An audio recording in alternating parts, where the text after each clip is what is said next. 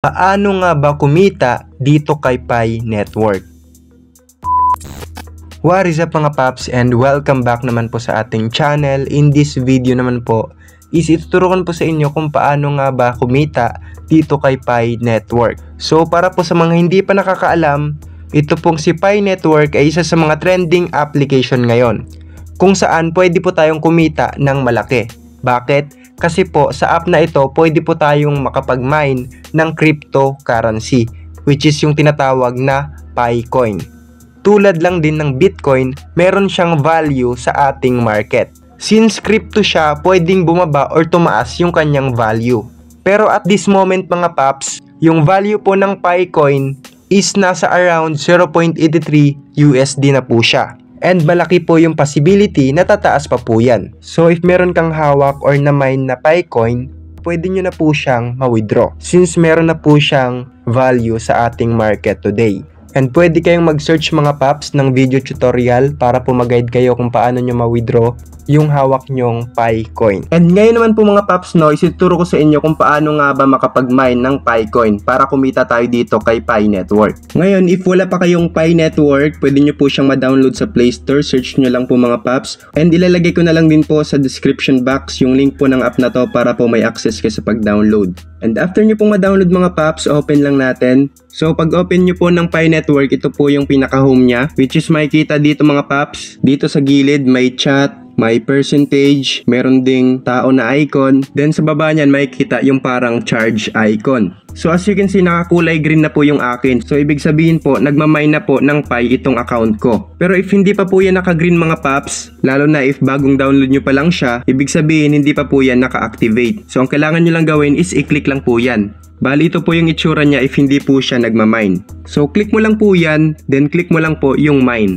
Then automatic magi-green na po yan. So ibig sabihin po, mining na po yung inyong account. And after that, kahit i-back home nyo na siya or kahit anong gawin nyo na mga paps, kusa na po yung magmamine ng Picoin. Ngayon bukod dito, may kailangan din po kayong i-consider para po matransfer yung inyong na-mine na Picoin dun sa inyong wallet. So click lang natin tong tatlong guhit sa taas, then merong mga choices dito. Meron ditong mainnet mga paps, after nung home, click mo yan. So nandito po makikita yung ating balance dashboard. Then merong categories na makikita dito sa baba mga paps. Merong unverified balance, transferable balance, and migrated to mainnet. Kailangan mga paps na malagay nyo sa migrated to mainnet yung inyong naipon or na-mine na Picoin. Dahil bago po tayo makapag-withdraw, kailangan pumasok na sa ating wallet yung ating mga na-mine na Picoin.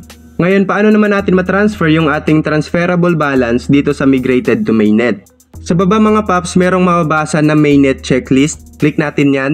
Bali, ito po yung kailangan nating magawa para po matransfer natin yung ating Pi mobile balance sa ating mainnet. First, kailangan po ma-download natin si Pi browser app.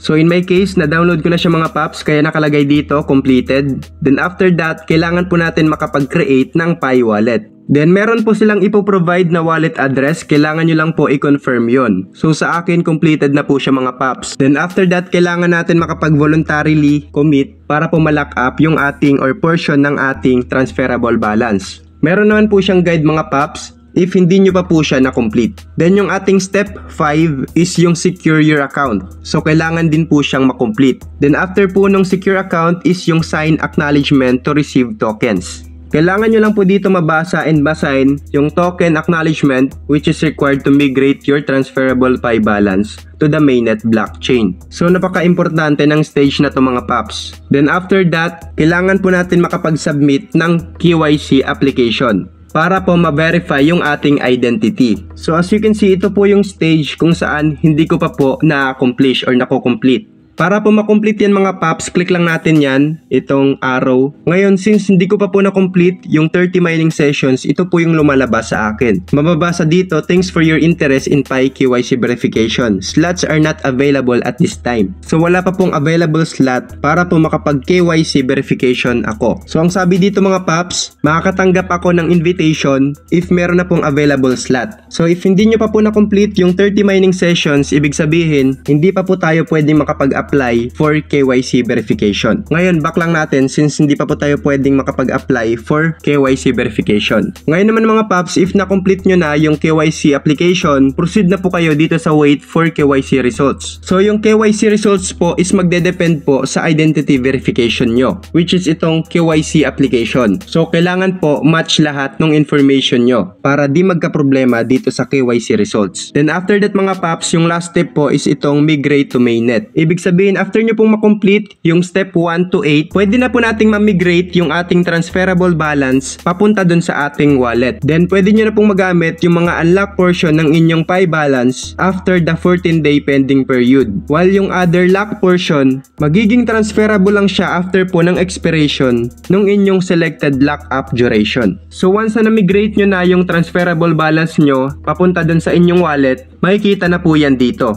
Magiging ganito po yung itsura nyan. So ibig sabihin po, yung mga Pi balance na nandito sa migrated to mainnet, yun po yung pwede nating ma-withdraw dahil yun po yung papasok sa ating wallet. So ganun po siya mga paps. Bukod dito mga paps, meron pa po tayong dapat i-consider. Back lang natin to, then click lang natin tong tatlong gate sa taas. Then click natin tong profile natin sa baba. So dito makikita yung some information ng ating account. Dito mga paps, scroll down lang natin and hanapin natin itong phone number.